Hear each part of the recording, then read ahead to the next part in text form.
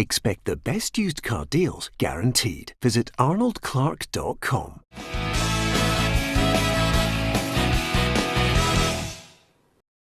Welcome to Peter and Roughie's Football Show, sponsored by Arnold Clark. It's Wednesday the 24th of June, 13 weeks, unbelievable. Barry Ferguson here with us, Tam McManus and Roughie as well. Sometimes you can actually go off people when you're with them for that period of time, but no, Roughie, we've all managed to stick together on this one. No, I think we were glad that Barry took that wee couple of weeks off because it was getting a bit much. But he was doing my nutting, to be honest. It's nice to see him back again. I mean, I don't know how you kept a straight face. Can I just say one thing? I don't know how you kept a straight face when he said he was taking a holiday. Can I just say one thing? The 3 weeks I was off, Roughie must have phoned me every single day. Yeah. Or every second day. There you go. That's how much he missed me. Well, absolutely, he does miss you. Well, I was going to say... I think you know what he was looking for. Yes. A little boost. Did he phone you to fix his telly? Because he phoned me to do that as well. Anyway, apart from anything else, that's the joy of it all. Tam, you're delighted to have your partner in crime back just in the middle there, the two of you together. Aye, I've missed him. I must admit, I've missed the banter on that. And he's probably going to get a few extra viewers as well because of your lark calls and all your staunch mob will tune in now that Barry's back. So the viewers will go through the roof. Yeah. So it's good to have him back. You love that word, don't you, staunch? Is there anything else? He's so staunch, Barry, aye. Yeah, absolutely. Anyway, I'll tell you, we're going to start off, and I make no apologies for it, by wishing Jim Duffy a speedy recovery. I could not think of a better man than Jim Duffy. He's suffered a heart attack. He's in hospital. He's on the mend. At the weekend, he had chest pains, just went in and obviously got that news, which would have been frightening for the big man. 61 years of age, Roughie. But I'll tell you, in his playing career, I thought he was magnificent. Even after it, when he still played in charity games and everything, Roughie, I've never actually witnessed somebody of absolute quality at the back. He made you feel so calm when you were playing alongside him. Yeah, I mean, I don't want to compare him with Franz Beckenbauer, but same style of play. You know, he just strolled through games, seemed to be able to read the situation before anybody else. And I think anybody that played with him in any team that he was at would have appreciated him at the back. Yeah, superb player. Surprised when I saw that in the papers, but yeah, let's all hope that he recovers quickly. Yeah, well done to Sean, who has just said, "Yep, well, get well soon, Jim." I think everybody just passing on their best wishes for Jim Duffy, and I think that's the key to it all here, because I think a lot of people actually, when you look at the football world, Tam, they've all rallied around him. I mean, the amount of good wishes must just, must make him feel humble, that the amount of people hold him in such high regard. Yeah, absolutely. He's a very respected figure in football. He's also a guy that signed me twice. He signed me as a kid at Hibs and he signed me for Dundee. So I'm just surprised it's took him this long to go doing no well after signing me twice. I've also had a couple of serious runs in with Jim, and he's not a guy to be messed with. I told him, he was refereeing a game one day at Dundee, and I told him to F off after he called an offside decision against me. And he made me walk back for the training ground to Dens Park, and then he got me in his office and he grabbed me with the balls and had me up against the wall and said, "You ever tell me to F off again, wee man, I'll put them down your throat." So Jim Duffy's certainly not a man to be messed with, as I found out that day. But a great guy. And I guess I popped him a text before, just before we came on, to say all the best to him. And he's in fine fettle anyway. He's feeling good. So fingers crossed he makes a full recovery and has a good wee rest now, because he's been in the game a long time. It's maybe time for him to have a wee spell out and a wee rest. Yeah, I'll tell you one thing, Barry. Fair play to Tam for even having the gumption to try and get lippy with him. I mean, I know when I was covering the match, I can't remember when it was. It was a couple of years ago, and I think there was a wee altercation between Jim Duffy and Neil Lennon, and somebody suggested, was there going to be fisticuffs? And Duff just stared at him and said, "There's only going to be one Duff winner." would have murdered them. And I thought, I would have taken Duff all day long. Yeah, look, Peter, first of all, it was a shock because he's teetotal, Jim. Correct me if I'm wrong there. No, he is. I don't think he drinks, so it came as a bit of a shock that he had suffered a heart attack. But listen, he said he's managed at all different levels. That's one thing about him. He's managed at the Premier League, and he's went right down to League Two to manage as well. And some of the players that you speak to who he managed always says he was always a good coach. But one thing was, as Tam had just mentioned there, don't get in the wrong side of him or you'll feel the brunt of it. But no, as I says, it was a shock, but I hope he recovers quickly and he gets back to his job at Dumbarton soon. Yeah, and just for the benefit of some of the younger viewers who watch, Jim Duffy as a player, Roughie, won the PFA Player of the Year in the 80s while playing with Morton. Roughie's Incredible. gone. He's gone. He's gone. Is he doing another half shift, by the way? You better start cutting his wages. He's a joke. You know what, Tam? He'll invoice Peter for the full shift. That's the type of guy he is. I kid you not, he came on for about 1.5 minutes, made one answer, and then bolted at the end of it. So, why are you wearing? Lots of people saying this. Why are you wearing a Dunfermline top today, Tam? Why are you wearing a Dunfermline top? It's actually if I can come up, it's a testimonial game against Man United for Scott Thompson. Barry's played against Nipper a few times. I don't know how he managed to get Man United up to the game, but Barry Ferguson brought the full squad up. Rooney was playing, Gerrard, Piqué, Scholes, Giggs, Rooney, Ronaldo. They all played that night and they absolutely scudded us. And somebody put a video up last night of me setting up Wayne Rooney for a goal, which I didn't mean. He shouted for the ball in the halfway line and I slipped him in.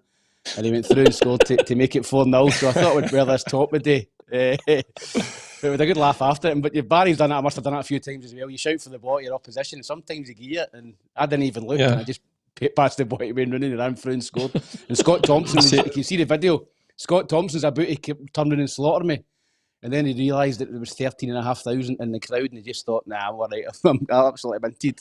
And he let me off with it. But it was a great occasion to play against all the boys. You ever done that, Fergie? I've done it a few times. Aye, and I think I tried to do it to you once, Tam, but you must have learnt your lesson in that game. But no, that's the old shout. I learned that for the old school, like Stuart McCauley, Ferguson, Durante. They used to do that quite a lot, Peter, when we used to play in reserve games back in the good old days. Yeah. So that was a wee lesson. There he is, Buzz. That was a wee lesson. He's back. You're back, Roughie. Yeah, well done. It was him telling all the filthy stories. Got me cut off. Got me taken off here. To be perfectly honest with you, Roughie, you didn't miss much because would you believe we actually said to Tam last week, Tam, can you get a wee bit of memorabilia and and shows it and things like that? But he's gone completely crazy with it because last night you were clearly on your own and you started posting on Twitter, I think every bit of memorabilia you've got. Then you started doing quizzes. Who's this guy in the programme? And I thought, God, he must be sitting in on his own.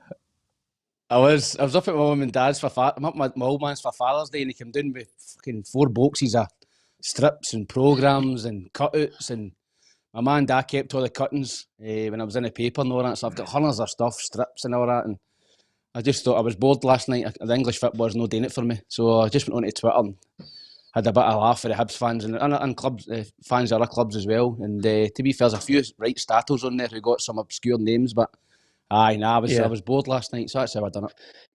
It's amazing how everybody hangs on your every word, Barry, Tam and Roughie. Stephen Martin there, when Roughie was just slightly off, he says Roughie's on the phone to Senga. You see, people remember these names from your... Yeah, that's right. Yeah. People remember these names from your past.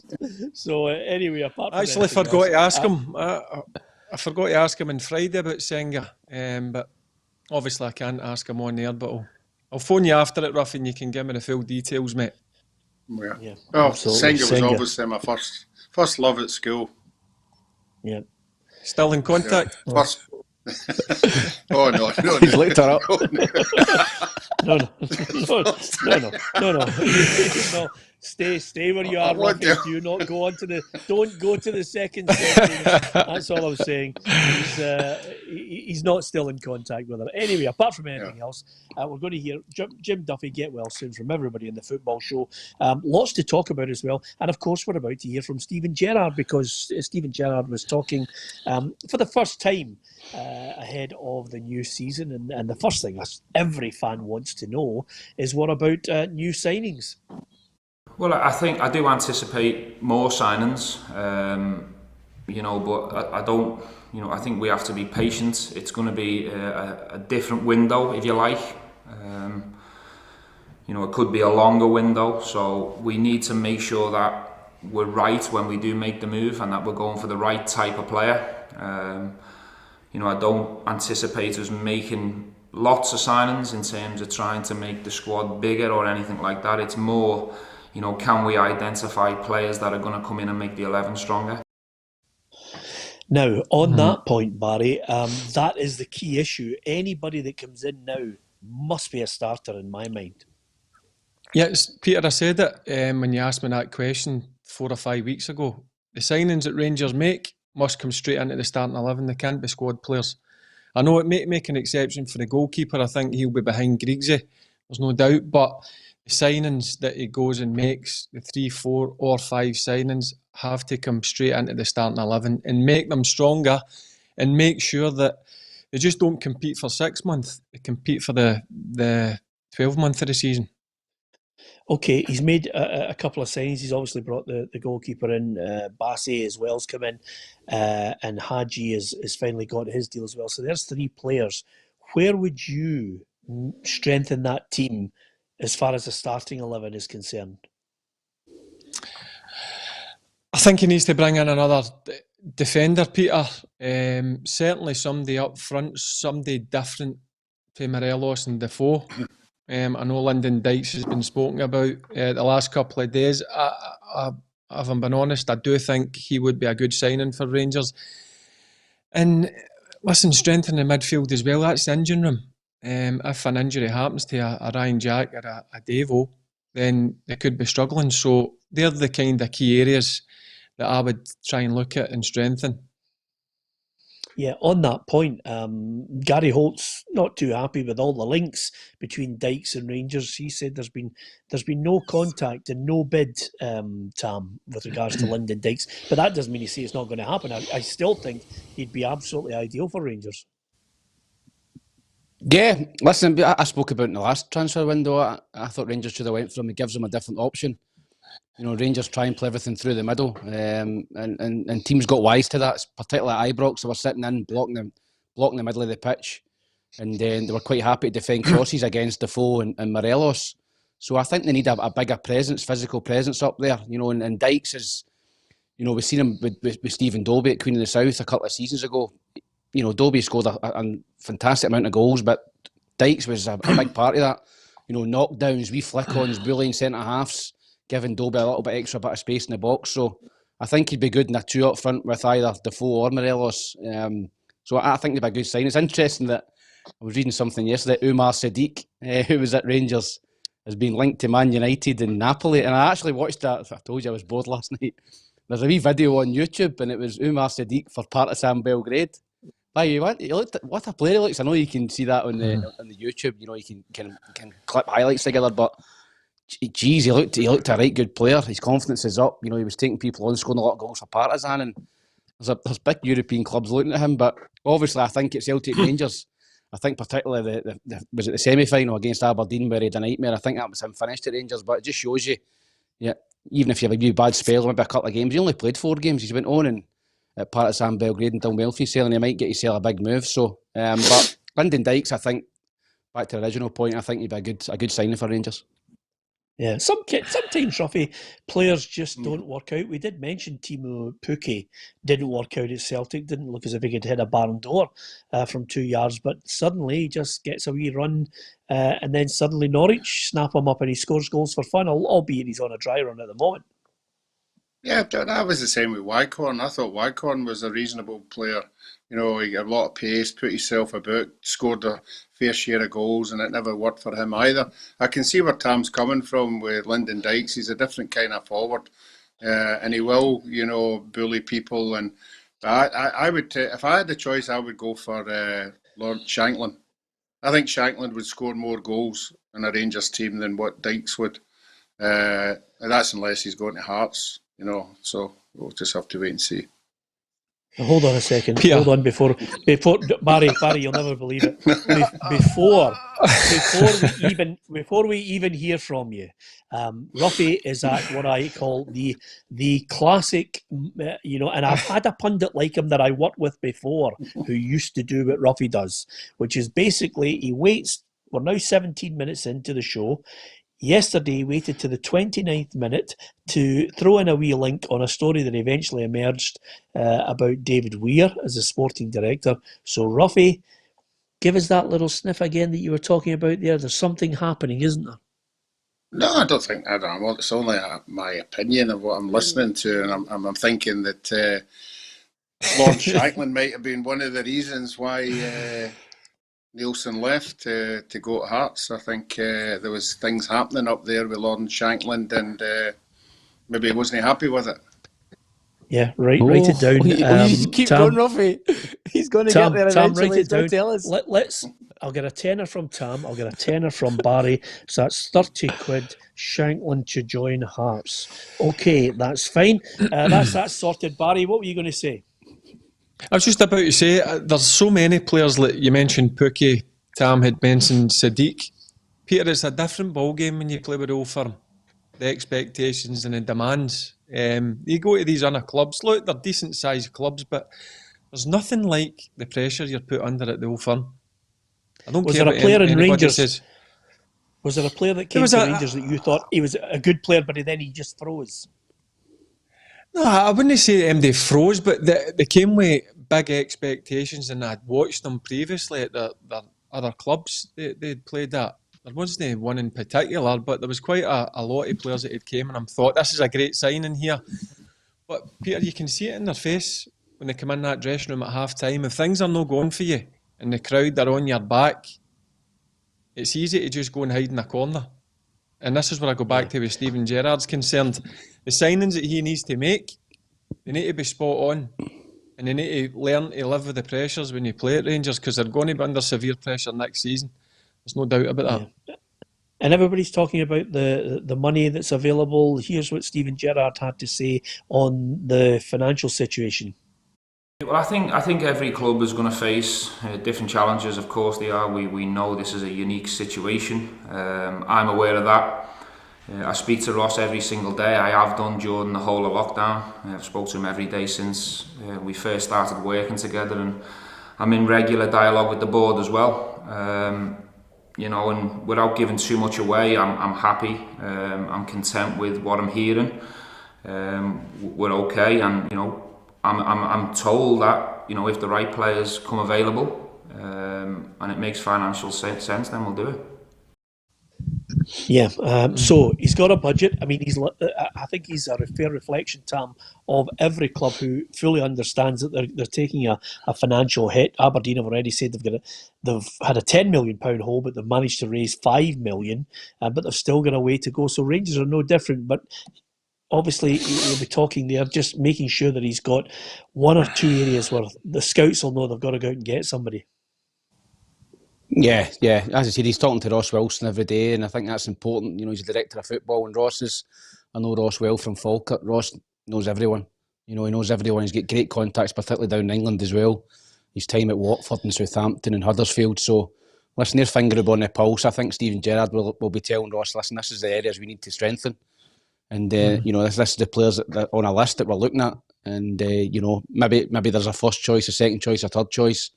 You know, and if you don't get the first one, you go down the list. So I think they'll be working hard. You know, Steven Gerrard, I think, has been really positive over the last couple of weeks. I think he's quite content about what's going on behind the scenes at Rangers. I think he knows he's going to get a few quid to spend.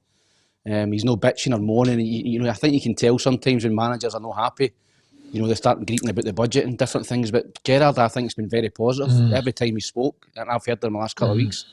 You know, I think he's quite content about what's going on and the players they're looking at. So I think if I was a Rangers fan, I'd be very positive about what's going on at Rangers just now.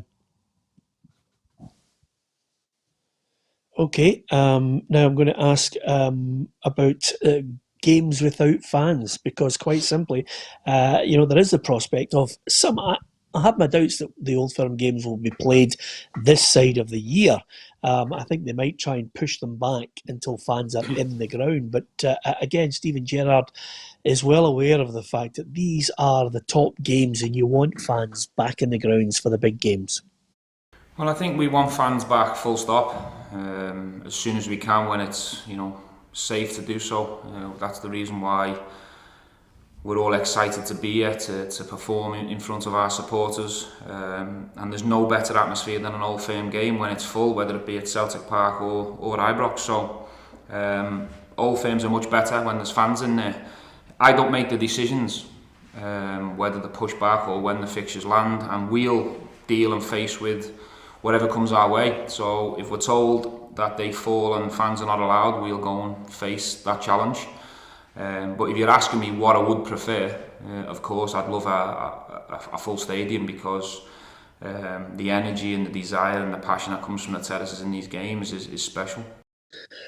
Oh, it'll be hard going, Barry, if you're in an Old Firm game and there's no fans. That would just, for me, I look at Everton, Liverpool wasn't great.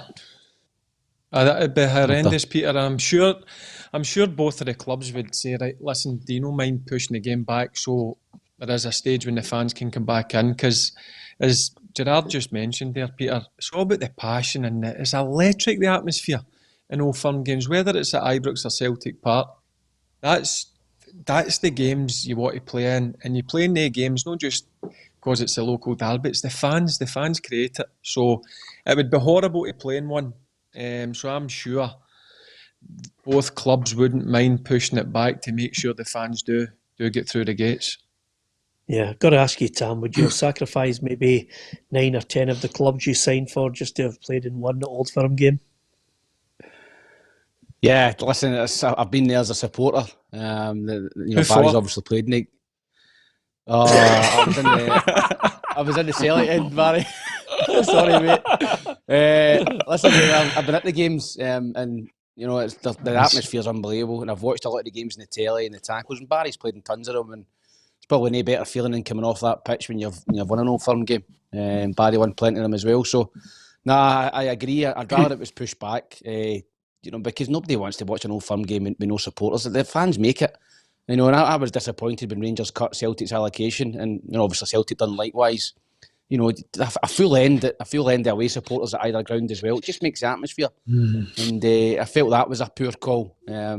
Obviously, I think it worked for Rangers because they got a few good results against Celtic when Celtic never only had 700 or 800 fans there. So, but I'd rather get back to 7,000 or 8,000 in that away end at Rangers and the same at Celtic, and get that real buzz back about the Old Firm games again. Yeah, Roughie, Tam might not be aware of this, but do you wish you'd been a little bit more argumentative with Billy McNeill to say, look, I want to play in the game. Let Ian Andrews stay on the bench. I want to play in this Old Firm game at Ibrox, and maybe you could have stopped the 5-1 mauling that Rangers handed out. Were you on the bench that day, Roughie? No, I wasn't on the bench. Roughie played. Ian Andrews, man, you would have been.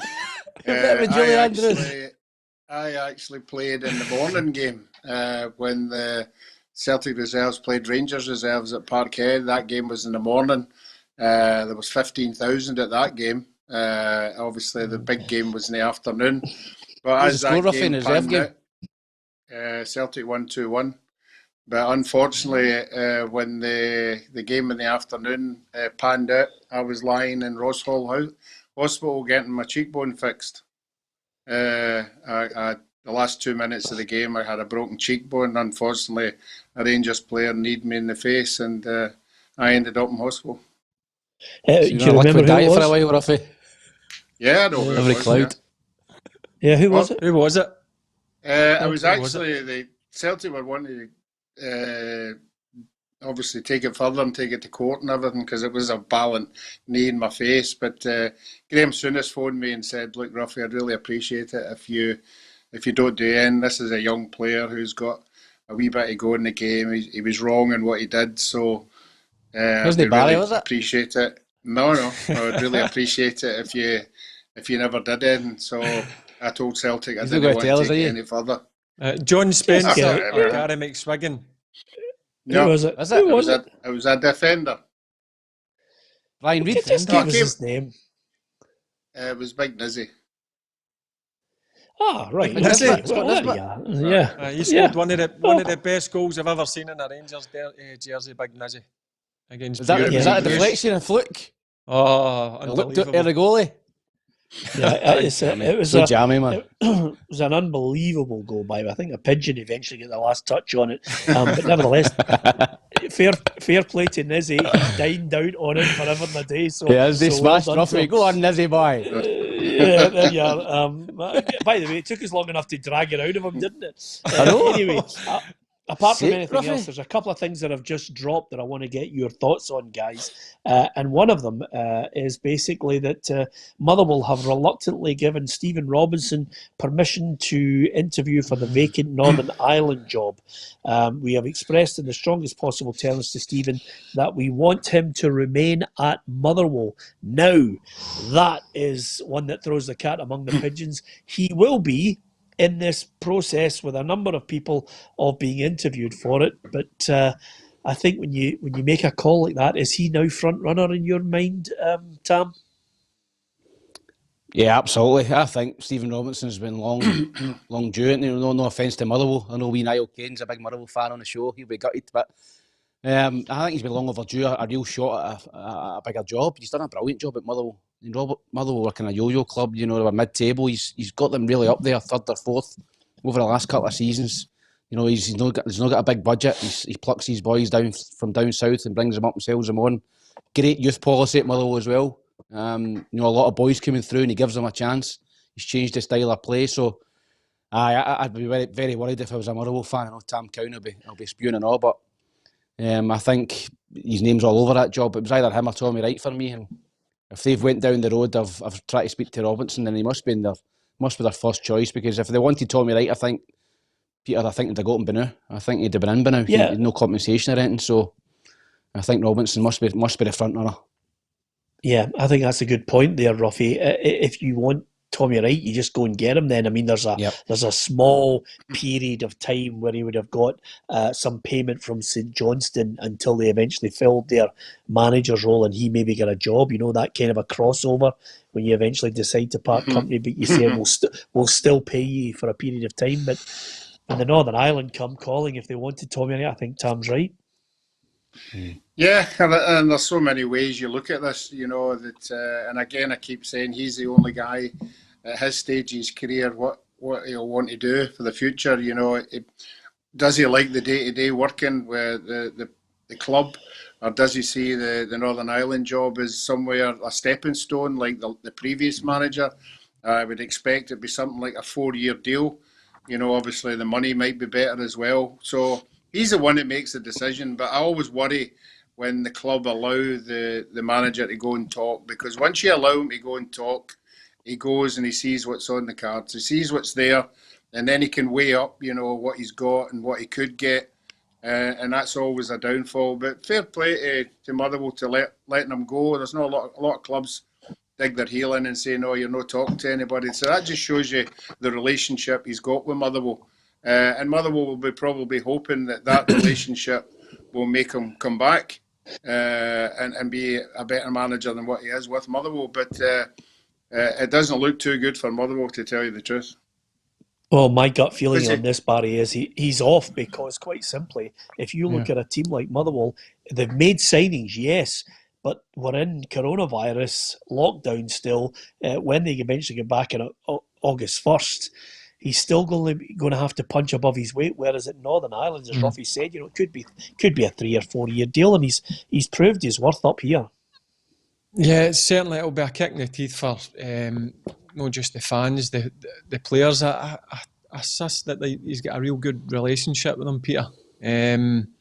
And I'm like you, if they give him permission, he's going to go over there and get a lengthy contract, and his salary would be maybe 3 or 4 times what he's on at Motherwell. As you says, has he punched above his weight at Motherwell?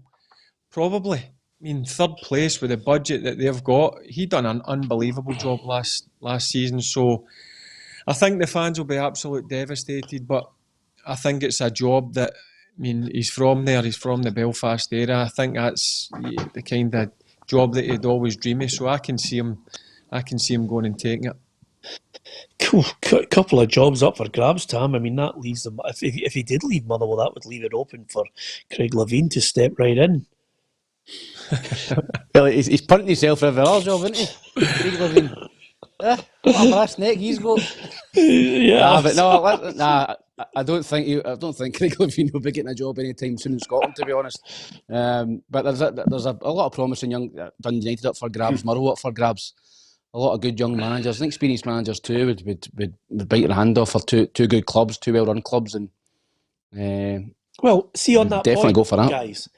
See on that point. I mean, if you're looking at it, at the Dundee United job, Tony Asgar's going to interview a number of candidates for this because he obviously wants somebody that will have the drive to continue seamlessly what Robbie Nielsen had built there. He'll want them to play a particular way. Dave Bowman was on the show yesterday and said that this is the best crop of youngsters coming through at Dundee United that he's seen in a long time. So you're talking about anybody who gets that job, I think, is in a good place with Dundee United. I think the same of Motherwell as well, Roughie. So give me someone that you think is an up-and-coming manager that is making a step up that could land the Dundee United job, that could land the Motherwell job. Well, the Motherwell job in particular, the way they are, I wouldn't be surprised if they go in-house with Keith Lasley. I think they think really a lot of Keith. You know, I think he's come right up through all the divisions at the club, behind the scenes. So I think it would have to be a big name to sort of displace him because he's there already. But I mean, there'll be loads of names. I can't think off the top of my head any other ones, Peter. But we know the guys who are not in jobs, and every one of them will be applying for them. I think it was when Hamilton were looking for their manager, they said they had 50 applicants. This will be no different. You know, there's so many guys out of a job. So many guys we've forgotten about are out of a job. Will be applying for this, but we'll just have to wait and see on this one. Yeah, any of you guys got a name there? Obviously, from my point of view, I look at it and I say to myself, I just wonder. Can I ask you this, Barry? Is it? I know you're loyal to Kelty. Is it because you're loyal to them that you still think you've got a learning curve to go through? Because some people, I mean, Lee McCulloch's been mentioned. With the Dundee United job in some of the press papers. I know it could be just paper talk, but do you think you've still got a learning curve to do? Yeah, Peter, I achieved what I wanted last season. I still think I've got a bit of unfinished business, but I need to wait and see what's going to happen with us. That's not clear just now. Do I want to manage at the highest level? Of course I do, but you need to get that opportunity. But see, the thing is, Peter, every job that comes available, there's 56 applicants in for it. And there's a lot of managers in a job that would take these two jobs that you've just mentioned. Plus, there's a lot of managers out of job that are going in for these interviews as well. So it's a hard one. They're hard jobs to get. But for me, they're two fantastic jobs. Two great clubs, great youth policies. That's the biggest thing. I listened to your interview with Dave Bowman yesterday, and it was interesting for him to say that he thinks it's the best young croppy players that he's seen for a long, long time. So that's a job. If a manager goes in there, I think Tony would be saying to him, look, we want you to try and get these young boys fed into the first team straight away. So managers have got to take that on board. And some managers want money to go and work with as well, Peter. So there's a lot of things you need to take into consideration. Yeah, absolutely. I just thought I'd get your thoughts on it because, Roughie? No, I was going to say, and I might be completely wrong here, and I find that it's harder for players for Rangers and Celtic to go into management in other clubs because other clubs assess how their fans are going to react to a particular player coming at their club because they played for Rangers or Celtic. Now that's just my opinion. I know that there are some players who go to clubs come under extra pressure, and fans I'm talking about, can't get their head round. Just because they played with Rangers and Celtic doesn't mean they're not good managers. All I'm saying, there are it goes against them. I'm not saying it goes against them at board level. I'm saying it goes against them when things aren't going particularly well. That's the first thing they're going to get thrown up in their face. I'm not saying it's everybody. It's just an opinion, that's all.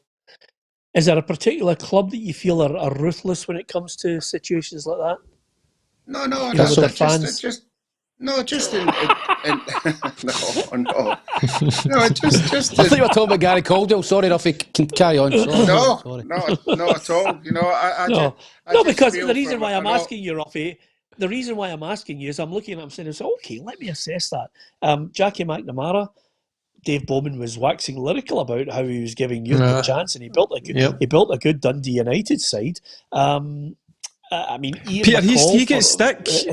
Jackie gets some amount of stick. Yeah. Obviously, I think for what came out in the press regarding, was it transfers or something like that? Yeah, he was getting a but he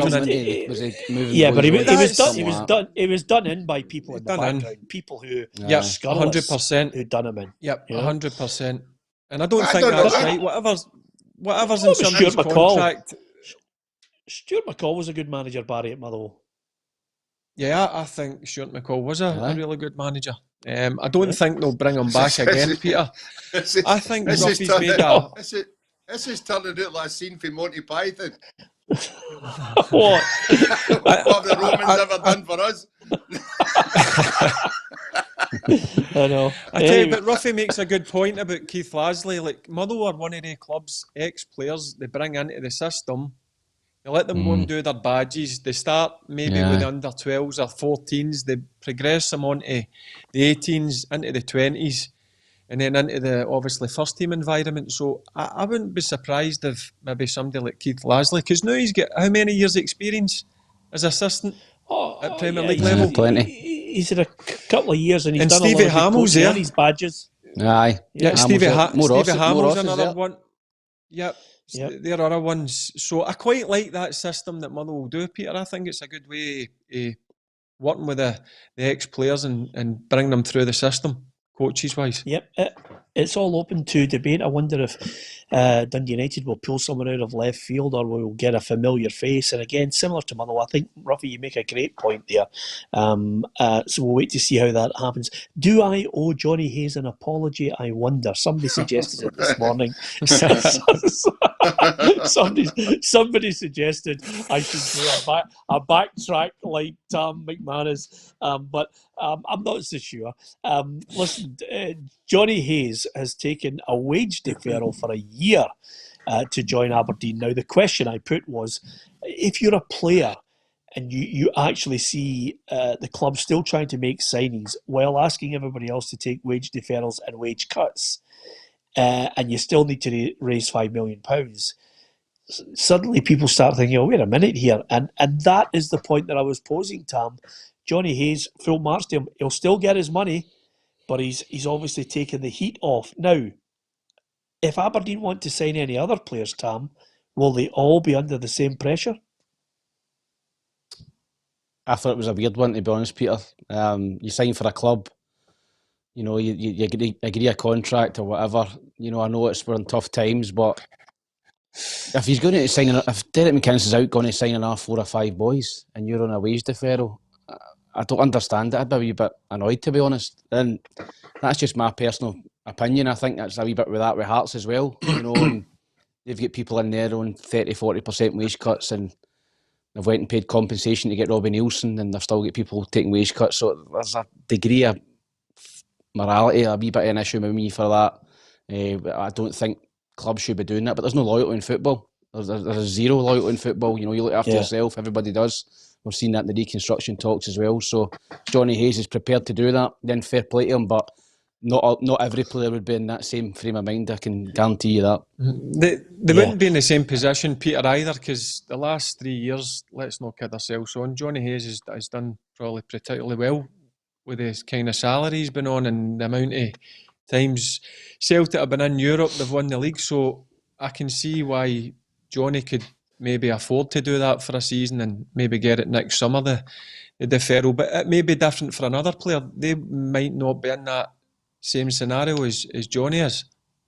Yeah, it's not so much the Johnny Hayes wonderful gesture. It's more a case of the a little bit of morality, but the message more importantly, I think, when you're sitting down with players and saying, look, I want you to take wage cuts, and then in comes Joe Bloggs, or Johnny Hayes, another player. I wonder how that's all going to pan out. Neil Gray says, no chance. Northern Ireland have got permission to speak to Stephen Robinson, but this doesn't mean that he will actually go. Neil, it's a great point you make, because obviously we're just looking at it and saying more often than not, when they do go for someone who's a front runner, they do get permission, then, you know, the percentages sometimes sway in the favour of him actually leaving. And again, I'd be sad to see him go. He's been a good manager at Motherwell, and it's a good club. And I'm sure Motherwell fans will be devastated by that one, but life goes on, and Roughie suggested Keith Lasner, who I think is a brilliant lad. Listen, the other thing that's just come out in the last half hour, the SPFL, and again, this would have probably 4 or 5 weeks ago been their top story, but the SPFL have actually submitted papers to the Court of Session in Edinburgh and the courts, Roughie, just basically saying that they are going to contest Hearts and Partick Thistle's case for compensation and possibly the delaying of the league. So this means it's a battle, and it's going to court unless something dramatic happens. Yeah, again, we have to state that we're not legal-minded at all. You know, I don't know what's in the SPFL's, you know, what they're put in, what they're challenging. So we'll just have to wait and see. And I think the good thing about it is it's going to be short and sweet. I think somebody's decided that it's got to be done in a week. So as the days go on, we'll find out which way it's going. And then we'll have to make a judgment. And when that judgment's made, I hope we all move on, which I'm sure we will. Yeah, I think this has got a few twists and turns ahead, Tam, because as well as the court case, we've still to wait and find out along the way how many clubs, you know, they can sit down and say it's October 17th that Championship, League One and League Two are going to start. But I still think there's a few twists and turns about clubs that are going to be struggling to meet the requirements, and that could provide Thistle with a twist in where they're playing. I'm not so sure about Hearts, but certainly Thistle, maybe even Stranraer. Yep. Let's not beat about the bush. There could be clubs out of the game in October, Peter, senior clubs. And that could be an avenue for maybe a Hearts or a Partick Thistle or Stranraer to stay up, or even a Kelty or Brora to come in. You know, we don't want that to happen. We don't want any clubs to go out of business, but the matter of fact is it could happen. And there is a lot of twists and turns to go in this. I still believe, and I said it last week in the show, Peter, that I think this will get sorted before it gets in the courtrooms. I think there'll be some sort of financial compensation before it goes to the courtrooms, because I don't think it suits anyone for it to go to court. It really doesn't. Were you surprised, Sam, to see that headline? Yeah? It's got to get sorted out of court. We can't let it rumble on again, because it's been rumbling on for far too long. This nonsense since it started with reconstruction and people not happy. See, the end of the day, they shouldn't have been relegated, right? But see, now they've been relegated, they need to be compensated, because it's not fair. Simple as that. The other aspect of this, and the whole debacle that kicked on, Roughie, is the SPFL have now asked the clubs for the board to be allowed permission to deal with anything that raises its head with regards to COVID over the next year, so that they can make a board decision rather than the debacle that we witnessed over the last 3 months. So you can tell they're trying to learn lessons from it to avoid the madness that we've just witnessed over the last 3 months. Well, they've been coming under so much stick about not taking their responsibility, not taking their leadership, you know, but I think the horse is bolted on this one, you know, because there are a lot of decisions got to be made. I think the first one is on Friday, when the first and second division clubs get back, and we'll soon find out the ones who want to play and the ones who don't want to play. And I think we're in for a wee shock there as well, because I think a lot of the second division teams do not want to pay for this testing thing. And I think they're going to try and knock it back as late as possible in November, December, and hoping that all dies down and they don't have to fork out all the money. So it'll be really interesting on Friday when we find out who wants to play and who doesn't want to play. And then we'll get a better idea.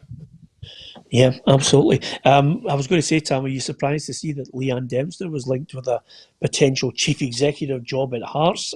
Hearts say that's not the case, but as ever, it's always one of those good little tales that raises an eyebrow. Bit of mischief making, I think, Peter. I mean, Anne Budge is just causing chaos, isn't she? Really. I mean, to go and get Robin Nielsen, and then to try and get, supposedly Leanne Dempster as the director of football was just mental. Yeah. I don't think there's any truth in that. I think Leanne Dempster's happy at Hibs. It'll put the tin lid on it, Barry, if Anne Budge goes back to Dundee United and takes Lee McCulloch as well. That just would be a complete noise-up, wouldn't it? I seen a snippet this morning that both Lee and, I can't remember the assistant manager's name. Gordon Forrest, that's it, Tam. Well done. That Robbie's wanting both of them to come into Hearts, so this will be interesting in the next couple of days to see what happens there. I don't know about you. Yeah, absolutely, if you can. If Big Jig answers his phone. Absolutely. I'd like to think he would answer the phone to myself. I'll be on the phone. You would like to think so, but you know what he's like. I've like you. I've known him since the Motherwell days. If he gets it in his head that he just doesn't want to speak to anybody, you're getting a custard pie. The other thing I was going to say to you guys is, do you think Tam should make a comeback, Roughie, on the basis that Arsenal have now offered David Luiz a 1-year deal? Oh. Now I don't know about you, Roughie. Now, Roughie, don't put the same sense as him. The ultimate insult, Pedro. I know, Roughie, that you didn't like Carlos. Well, Roughie didn't like Carlos Puyol, and Carlos Puyol was a top draw defender. Can I just say, you don't like him, Roughie? What did you just say there, Peter? Carlos Puyol. Roughie thought Carlos Puyol was a dud. Roughie, listen, I played against him, Roughie. I played against him 3 or 4 times, right? 5'9", 5'10" at a push. But as a centre back, oh my God, the guy was frightening. What a defender he was. Another player I love to dislike as well is Ramos. He's another one that you couldn't trust blinking right out. I'm not sure of him as a character. Yeah, good defender. When he's on the park. He's a Snyder. They're snidey, isn't he? Yeah. David Luiz. David Luiz. Did you watch the game last week? Aye. I'm watching that. It's a shocker. Oh, he's a bomb scare. It looks to me if he doesn't care. What about his teammates? Like, who cares? Surprised, shocked. Niall Kane says David Luiz would walk into any junior team. Absolutely. I wonder where Mikel Arteta is going on this. I think it sums Arsenal up here, struggling. Even Kieran Tierney's Arsenal are shambles, man. They have been for years. He's better than the whole back four. Absolutely. But, do you know what I don't get, Peter? See, I heard Mikel talking about he needs games under his belt. Why is he leaving them out? He's had a 3-month break. Give him the game time. I'm gobsmacked. Yeah, absolutely. It takes you 3, 4, 5 games to get up to speed, and it's not fair on Tierney, I don't think. Yeah. I noticed, Roughie, that Celtic are trying to organise some friendlies, pre-season ones. This is something I think clubs are going to find difficult in the Premiership. Countries that will allow the players to go over there and actually, play in contact games, and I think they're looking to possibly a mini tournament that Neil Lennon mentioned to me last week, and Paris Saint-Germain. Certainly glamour friendlies, but again, doesn't matter to the fans. They'll not be able to get in and watch it. No, but as the days and months go on, we do hope these avenues start to open up. Obviously the biggest problem that Celtic got so far is the 14-day quarantine that's still in place, and obviously that'll have to be lifted.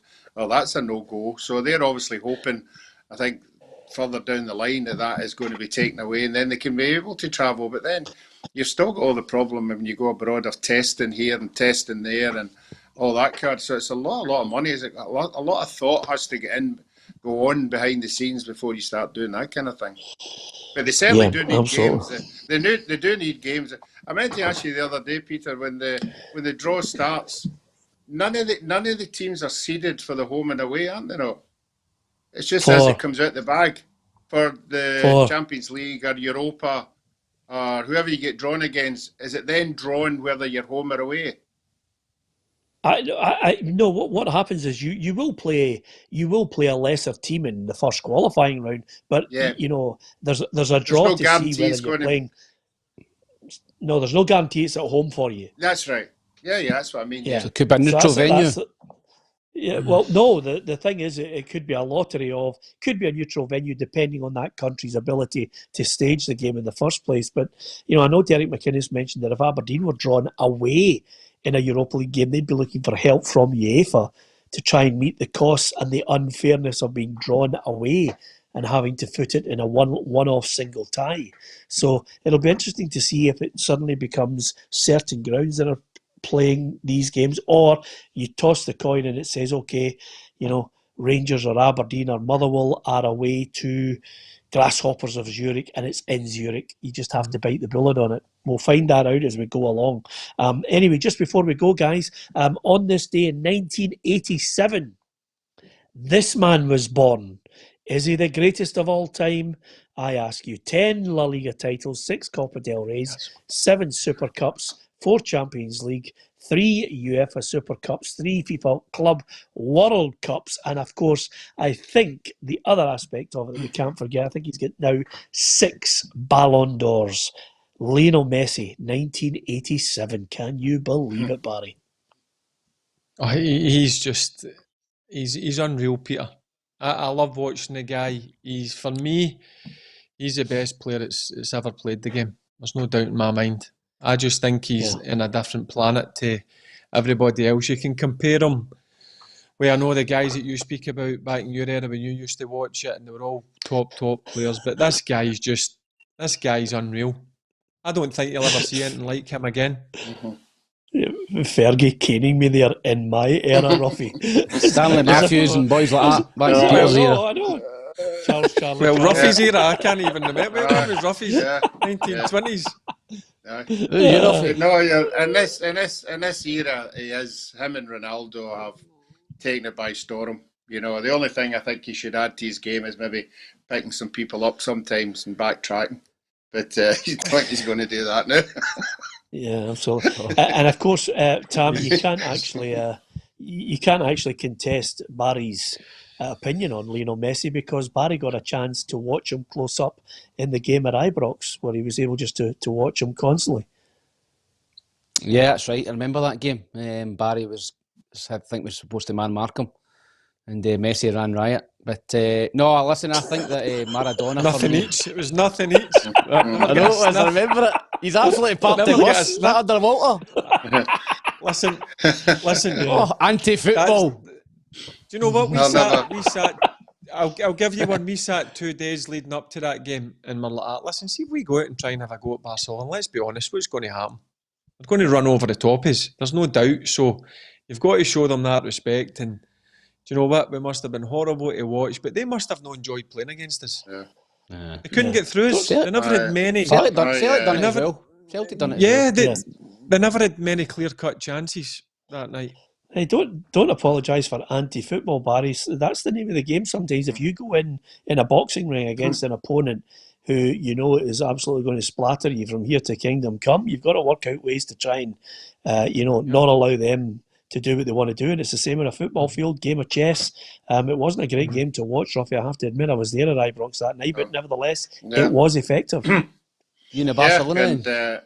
And then Messi. Oh, me and Peter witnessed. Oh, he's got that story. Here we go. No, me and Peter witnessed. I would be in the press box commentating, as you are aware. No. We went over to cover the Barcelona Celtic game. Do you remember that, Peter? We're watching the game. We're watching it. We're talking about Barcelona Rangers here. Right. Yeah, but Roughie's managed to get it onto Celtic. He's it must have a good story.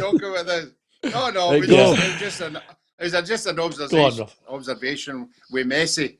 When we were watching the game, the Barcelona, just before the game was starting, the Celtic players had all lined up where they were, back four, full-backs, midfield, and up front, and the Barcelona boys were just sort of mingling about. They hadn't decided where they were going to play. They were just all hanging about, waiting for the referee starting the game. And all of a sudden, Messi wandered out to where Kieran Tierney was. And from where we were, you could have heard Kieran Dearney going, "Oh no, he's coming to play in my channel," because it was just magnificent. It was fantastic. Oh, absolutely. You know the funny thing about that Robert. night, I'll never forget the fact that they were getting battered. I think it was at one point they were 5-0 down Celtic. They were getting an absolute trouncing, and of course Brendan Rodgers, let's keep playing it out from the back nonsense against a team like Barcelona, Barry. This is the difference, Walter.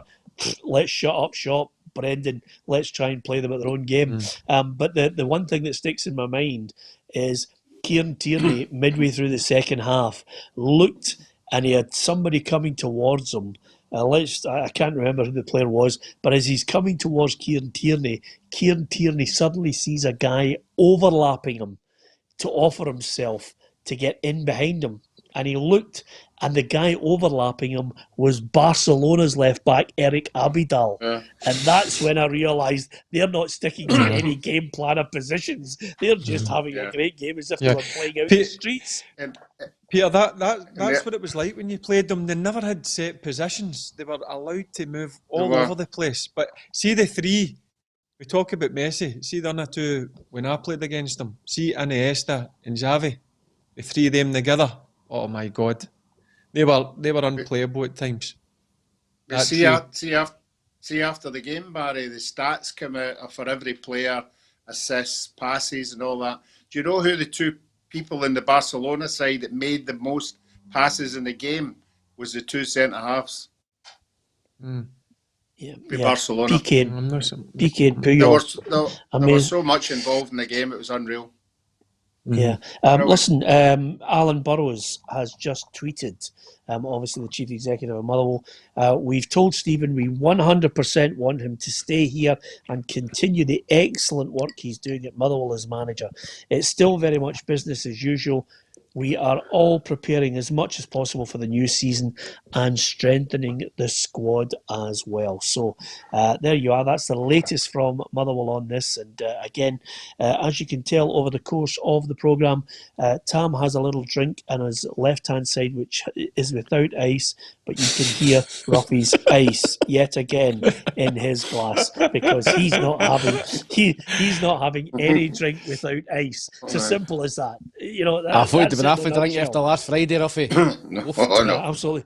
Just out of curiosity, it's Wednesday. I mean, the measures have been there. We've got to abide by the lockdown, but we are going to have one hell of a party, guys. It'll be our end of season and our start of season party if we get out of this with Nicola and the First Minister telling us we're all able to get together again once this is over, hopefully. God willing. Peter, what about the after dinner stuff? When do you think that'll be back up and running? January.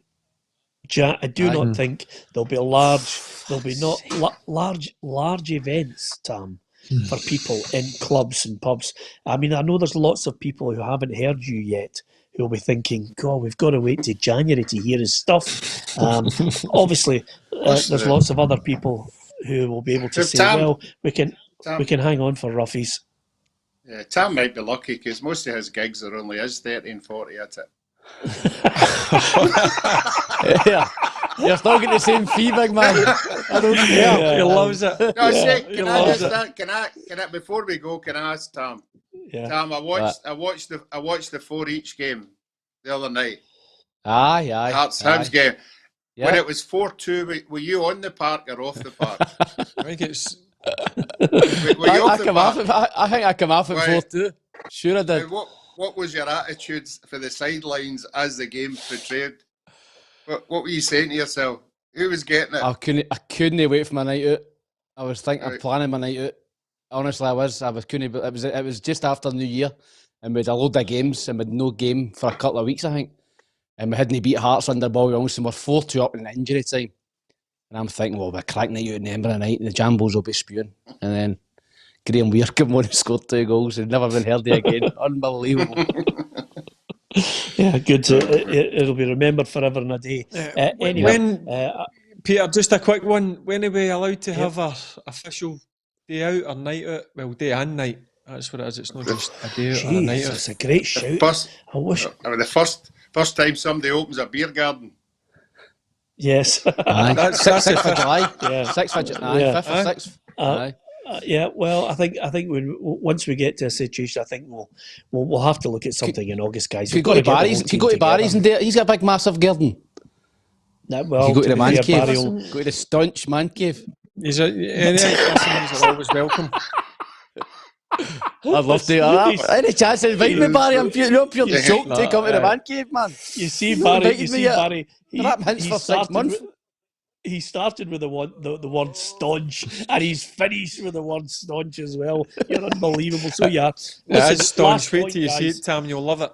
You'll love it. Yeah, and rightly so. You played with Rangers for distinction, Barry. Last point here, the SPFL have said that they're going to support any player who wants to take a knee in Scotland to show their support. The SPFL supports all those who stand against racism and continues to work with their member clubs and partners. This includes Show Racism the Red Card, the SFA and Police Scotland to drive home the message there's no place in our game for discrimination. Players and supporters from diverse backgrounds have played and continue to play an enormously positive and valued role in our game. We are committed to ensuring that Scottish football is inclusive and welcoming to all. Players who wish to take the knee are entirely free to do so. What a good bit of backing for the cause, Barry.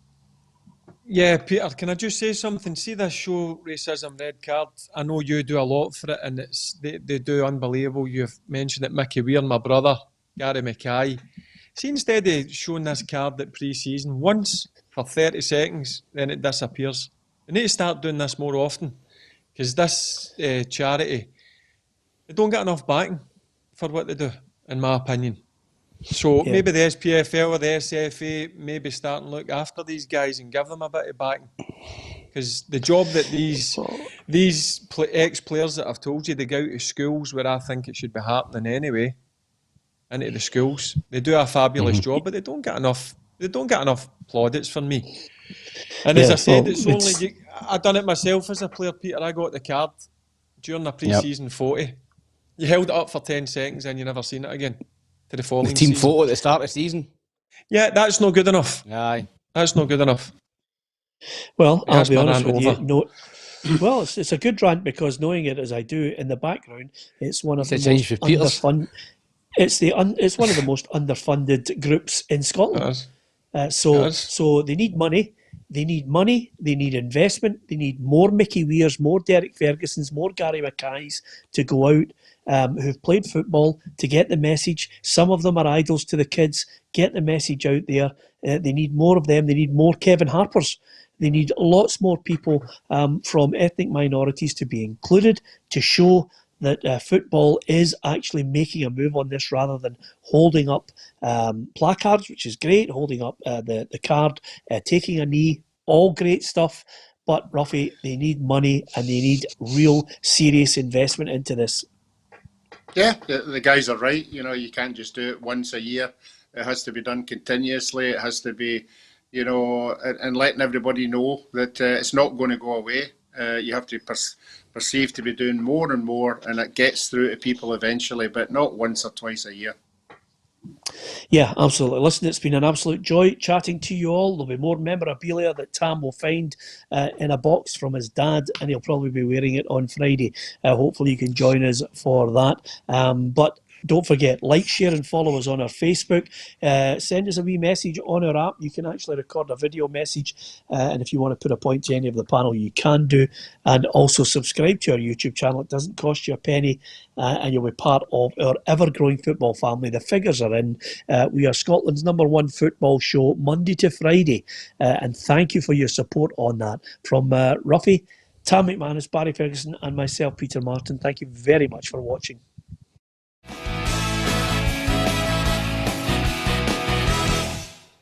Expect the best used car deals guaranteed. Visit Arnold